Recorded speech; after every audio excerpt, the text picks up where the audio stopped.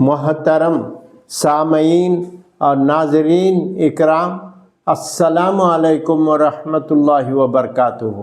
الحمدللہ وکفا والسلام علی عبادہ الذین اصطفیٰ، اما بعد۔ قرآن پاک کو آسانی سے سمجھنے کے لیے اپنی زبان اردو میں اس کا مفہوم ترجمہ میں پناہ مانگتا ہوں اللہ کی شیطان مردود سے۔ شروع کرتا ہوں اللہ کے نام سے جو بے حد مہربان نہایت رحم والا ہے۔ سورہ شورى آخری آیات 30 to 53۔ جو مصیبت تم کو پہنچتی ہے تو وہ تمہارے اعمال کا نتیجہ ہے، اور جو بہت سے گناہ معاف کر دیتا ہے، اور تم زمین میں اللہ کو عاجز نہیں کر سکتے، اور اللہ کے سوا نہ تمہارا کوئی دوست ہے اور نہ مددگار۔ اسی کی نشانیوں میں سے سمندر میں جہاز ہی ایسے اونچے جیسے پہاڑ، اللہ چاہے تو ہوا کو ٹھہرا دے، پس جہاز سمندر کی تہہ پر کھڑے رہ جائیں گے۔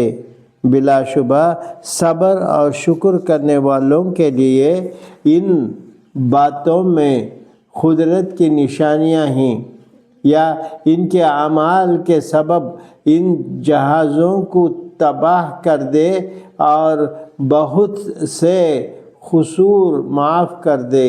اور یہ اس لیے کرتا ہے کہ جو لوگ ہمارے آیتوں میں جھگڑتے ہیں وہ جان لیں کہ ان کے لیے بھاگنے کی جگہ نہیں، پس جو کچھ تمہیں دیا گیا ہے وہ دنیا کی زندگی کا ساز و سامان ہے، اور جو کچھ اللہ کے ہاں ہے وہ بہتر اور پائیدار ہے، یعنی ان لوگوں کے لیے جو ایمان لائے اور اپنے پروردگار پر بھروسہ رکھتے ہیں۔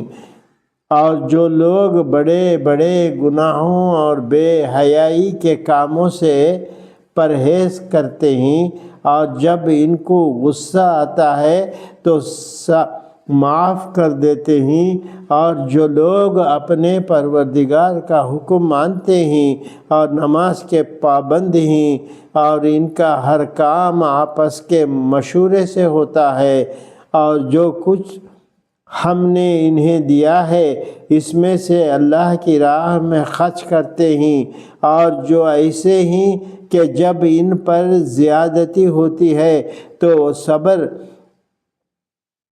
صرف برابر کا بدلہ لیتے ہیں، اور بھلائی کا بدلہ تو اسی طرح کی برائی ہے، مگر جو درگزر کرے اور اصلاح کرے تو اس کا ثواب اللہ کے ذمہ ہے، بلا شبہ وہ ظالموں کو پسند نہیں کرتا۔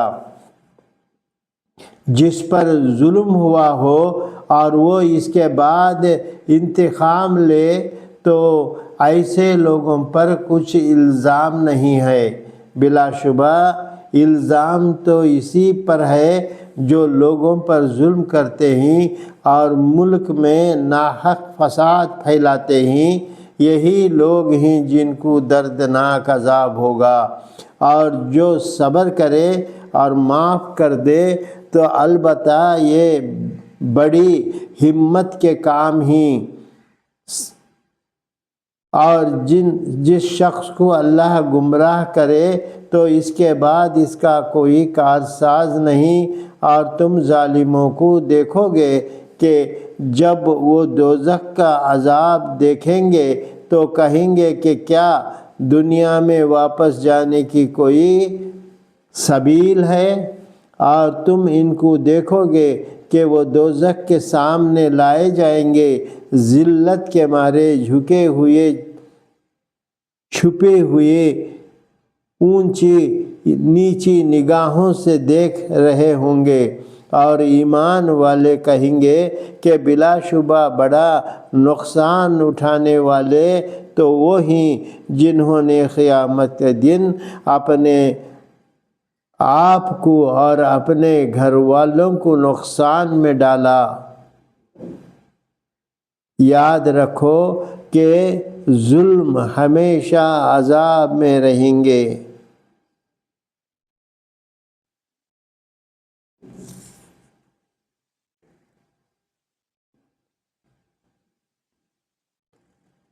اور ان کے کوئی دوست نہ ہوں گے کہ اللہ کے سوا ان کو مدد کر سکیں، اور جس کو اللہ گمراہ کرے اس کے لیے کوئی راستہ نہیں۔ لوگوں تم اپنے پروردگار کا حکم مانو اس سے پہلے کہ وہ اس دن آئے جس کو اللہ کی طرف سے ہٹنا نہ ہوگا۔ اس دن تمہارے لیے نہ کوئی پناہ کی جگہ ہوگی اور نہ تم گناہوں کا انکار کر سکو گے۔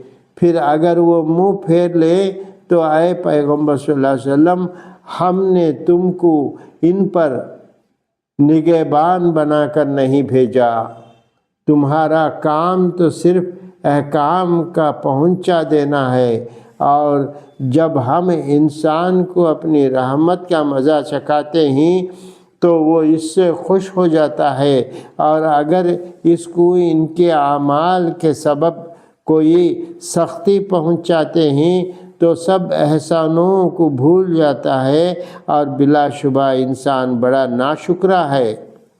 آسمانوں و زمین کی سلطنت اللہ ہی کے لیے ہے، وہ جو چاہتا ہے پیدا کرتا ہے اور جس کو چاہتا ہے بیٹیاں دیتا ہے اور جس کو چاہتا ہے بیٹے عطا فرماتا ہے، یا ان کو بیٹیاں اور بیٹے دونوں عطا فرماتا ہے، اور جس کو چاہتا ہے بے اولاد رکھتا ہے۔ بے شک وہ بڑا جاننے والا اور قدرت والا ہے، اور کسی شر کی یہ شان نہیں، کسی بشر کی یہ شان نہیں کہ اللہ اس سے کلام کرے، مگر 3 طریقے سے، یا تو الہام کے ذریعے سے، یا پردے کے پیچھے سے، یا کوئی فرشتہ بھیج دے کہ وہ اللہ کے حکم سے جو اللہ چاہے پیغام پہنچائے۔ بلا شبہ وہ بڑا عالی شان و حکمت والا ہے۔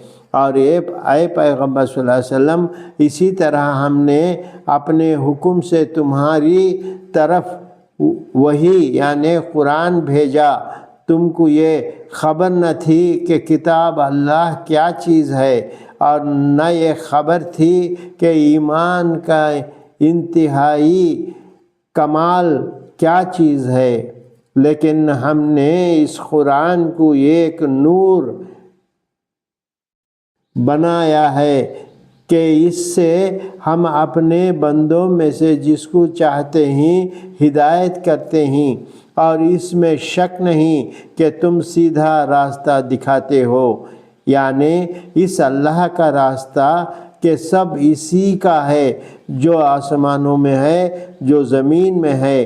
دیکھو سب کام اللہ ہی کی طرف رجوع ہوں گے۔ صدق اللہ العلی العظیم۔ اللہ اکبر۔ کیا خوب ہے تیرا کلام، کیسے سمجھایا ہے تیرا بندوں کو مولا۔ یقیناً تو رحمان و رحیم ہے، ساری کائنات کا خالق و مالک ہے۔ ہم کو تیرے کلام سے اور تیرے رسول سے جڑے رہنے کی توفیق عنایت فرما۔ تیرے احکام پہ، تیرے رسول کی شریعت پہ ساری سر تسلیم کرنے کی سعادت توفیق عنایت فرما۔ آمین ثم آمین یا رب العالمین۔ اللہم صلی علی سیدنا محمد وعلی آل سیدنا محمد بارک وسلم۔